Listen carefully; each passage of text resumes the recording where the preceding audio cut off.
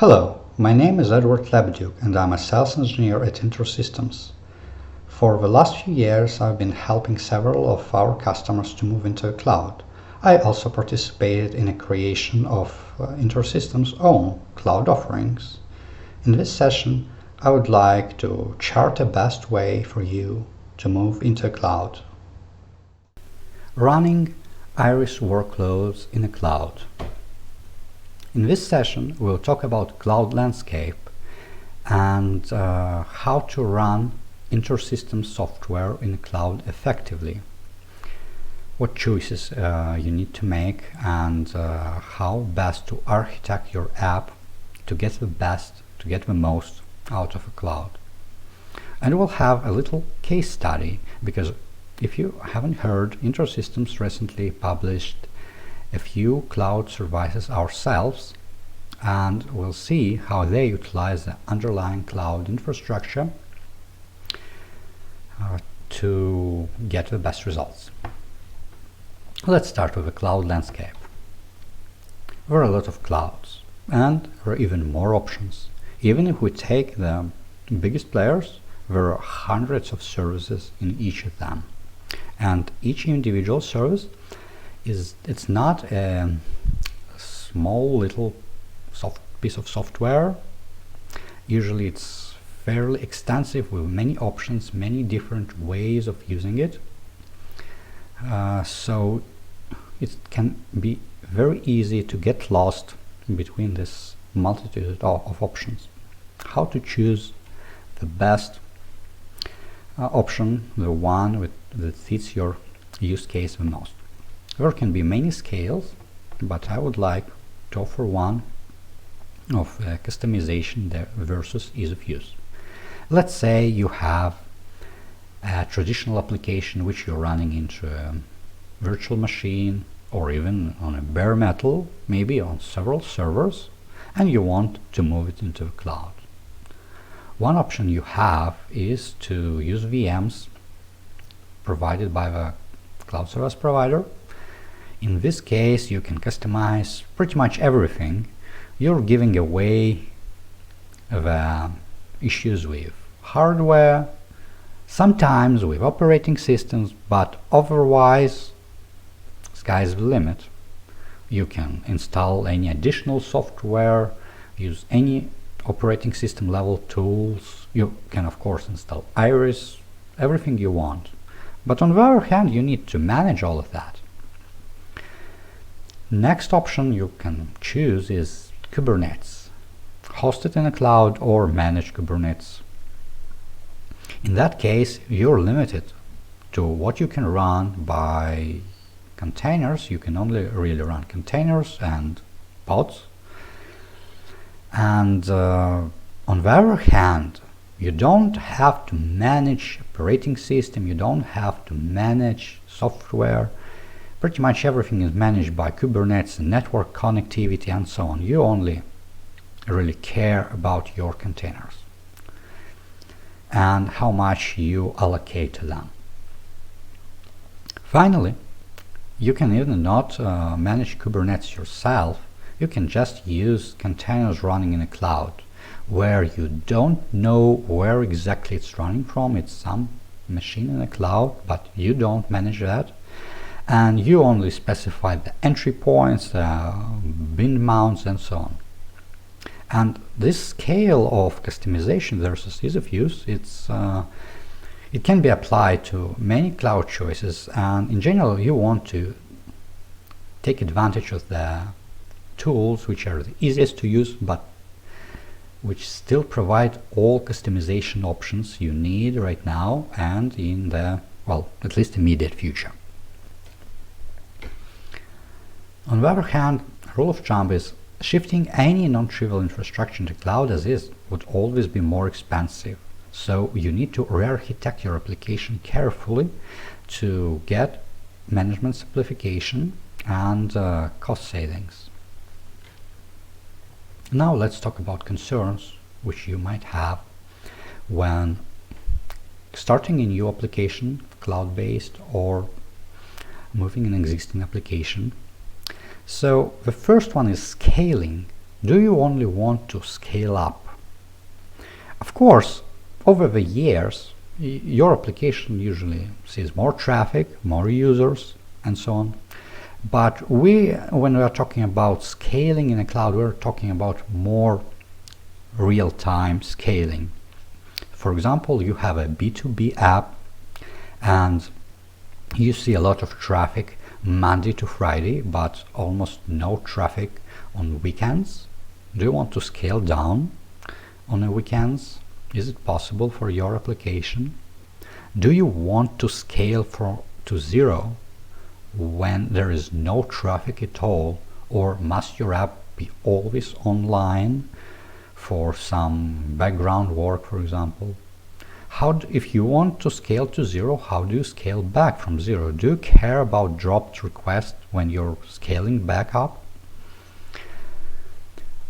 Do you want to scale beyond one? Because 0-1 scaling is one beast, and scaling from one to anything else is quite another. You usually need an entirely stateless app, or at least parts of your app must be stateless to be able to scale beyond one. Do you know what resources you need beforehand, and how much of these resources are you willing to actually manage? That's all concerns and questions which you must answer to choose the best cloud service for you. Second concern is high availability. My best advice here is go stateless if you can. We'll talk more about that in a case study. But even integration scenarios, they can be made entirely stateless. And in that case, a lot of your headaches are just gone.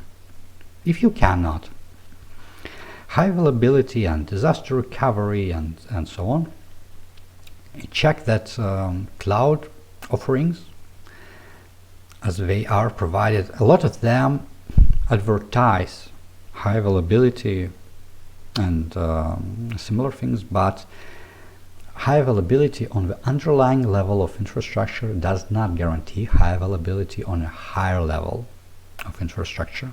For example, many virtual machines in the cloud come with an option of automatic, absolutely invisible to you backup, which is done as a snapshot of all the disks at some point of time. And please note that random snapshot of a disk is not a valid InterSystems Cyrus database. Before you do a backup, you must freeze the database, and after the backup is done, you must unfreeze it. Only in that case, a backup would be a valid InterSystems Cyrus database backup. And in these scenarios, in cloud offerings, there are pre-flight and post-flight scripts which you might take advantage of. So when you're choosing a cloud service and it advertises high availability, check out that it would actually work for your case. Ideally, test that you can recover from a crash, from a sudden offline event, and so on. InterSystems Kubernetes Operator, in a case you're using Kubernetes, can help you to simplify deploying high availability infrastructure. Next concern is storage. InterSystems Cyrus database currently must be offered and stored on a mounted volume. There is no particular way around it, but a lot of data in a modern world is unstructured, especially large binary objects such as images, videos, and so on. Take advantage of the APIs. For example, if you're using AWS, it would be S3 to store this kind of data, this kind of blobs, not on the mounted volumes, but in external APIs. And in database, you can store only the link, and you can share this link or generate a shareable link to share with an application. The same goes for backups. You can create them initially on mounted volumes, for example, but after that move them to external APIs. This way you can minimize the size of your database and mounted volumes, and in some cases using cloud provider APIs make binary data, large data sets more easily accessible to the external consumers. Next concern is infrastructure as code. You really want to use infrastructure as code. It's really useful. The worst advice when creating something in a cloud is open your browser, open management console in a browser and manually create something, doesn't matter what. That really doesn't scale at all. Better way would be using SDKs provided by various clouds, but still it's an imperative approach where you still need to code a lot. Infrastructure as code is declarative, where you specify a YAML or a JSON or some other format, and using this format you specify infrastructure you want and you apply it using various ISC providers, and they go to the cloud and provision everything and keep it up to date and keep it aligned with your vision as you define it in your IC definition. So take advantage of it today. Only thing before choosing your IC provider, check that it supports your chosen tech stack, because otherwise you'd be forced to combine various IC providers or IC provider and other technology, and that might be not for the best. And now let's move to the case study. Hopefully the best part. So first one is health share message transformation services, and it is our recent offering where user create transformation pipelines. Pipelines has an input ingestion. It ingests HL7 files from S3 buckets, converts them to file formats and puts them in another S3 bucket or into the AWS Health Lake.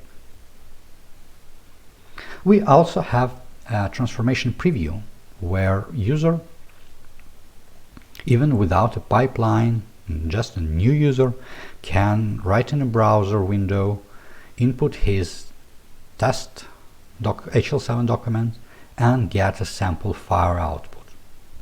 So we are choosing two different approaches to run pipelines and previews.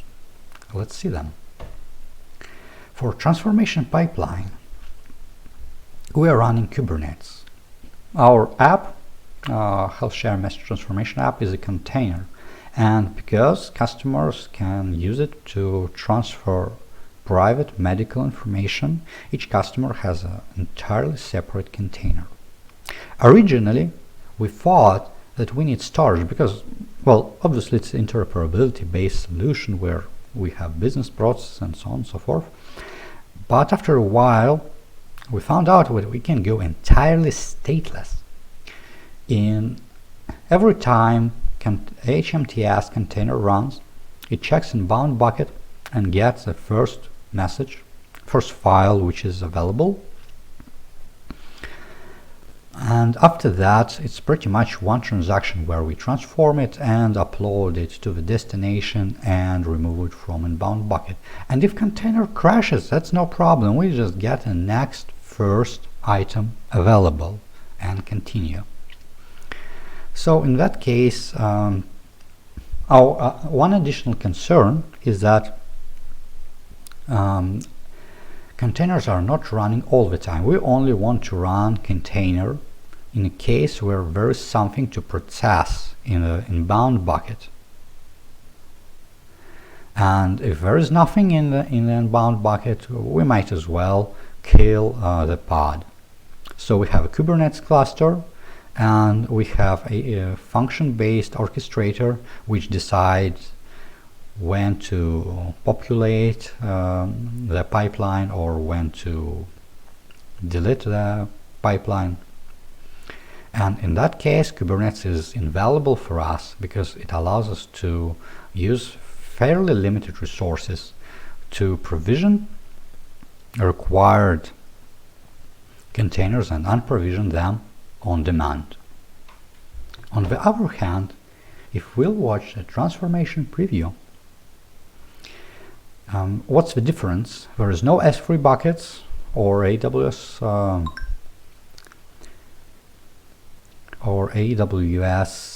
Health Lake. We just have one integration, which is browser-based for user through Amazon API Gateway.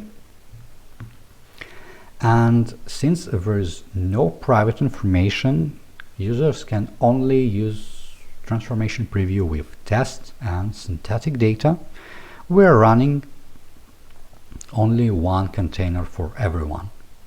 And in that case, we don't even care where it runs, and we don't want to run it in our Kubernetes, so we're just using AWS App Runner, where we only need to specify an image for our app and some entry points, comments, and that's it. So for the essentially the same container, we are using two different cloud services.